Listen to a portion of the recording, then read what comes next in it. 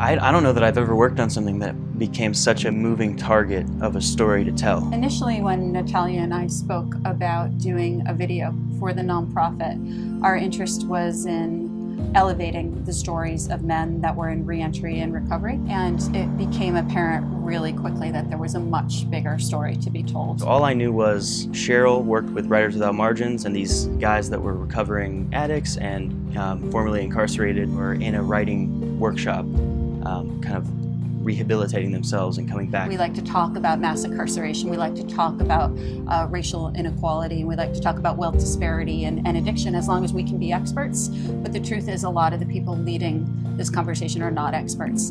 And our goal here was to put folks at the forefront of a conversation who have had the most experience and therefore have the most expertise and belong at the table. Cheryl had trust built with these guys, and I'm just showing up, the film guy that's possibly going to be sticking a camera in their face and asking them questions. So I wasn't sure how it'd be received. We just jumped into the class and did some of the, we analyzed a poem and we did some writing exercises, and I could see the good it was doing in those guys, and I was just, honestly, I was really taken aback by how kind and welcoming and respectful they all were, and there was just an energy in the room that something good was happening. There are a lot of TV shows and films that deal with addiction, but I think that what's so different about this is their addiction led them to a life of crime. You can see in their stories what leads them to prison, but I think that what we're also able to exemplify here is what happens when they get out. My recollection of shooting this project is that it just never stopped changing.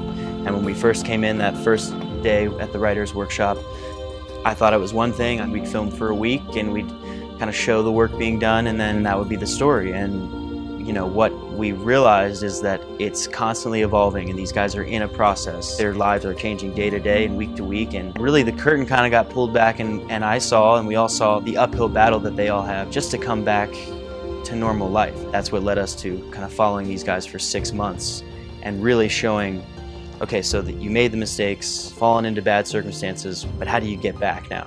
I think that's what the story became. This is definitely needed because there are too many people out here that struggle. Too many people out here that a simple conversation or showing them an example like, hey, this person was in your shoes. You know, that would give them just an inkling of hope. You know, and that's what this documentary will do. I think the fact that we are women actually worked to our advantage. I think that the men really opened up to us and didn't feel threatened by us. They had come from a very male-dominated, rough, hostile world within the prison system. And so I think that in many ways we were sort of a breath of fresh air. This is a movie that on the surface is about men, and in so many other ways it's not about men, right? No, yeah. It's, you know, a human story. It's such a human story. What makes this so different is that it's not a story about people told by a film crew. It is their stories told by them, and I hope that we've just been a resource to amplify those stories. I have so much respect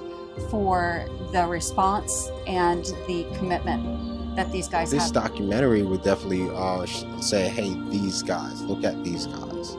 These would be the example. If no one have seen anybody come out of their situation or their predicament, let these guys be that example. Our goal, and the goal of the men whose lives we've been following, is to take their stories to schools across the country. I think if I could say there was one reason we wanted to do this film, it was to demystify the stereotype of the drug dealer and what lies beneath. So I think what we're doing is challenging people for just a few minutes, you know, or I guess the length of the documentary to really step into their shoes and to imagine what it would be like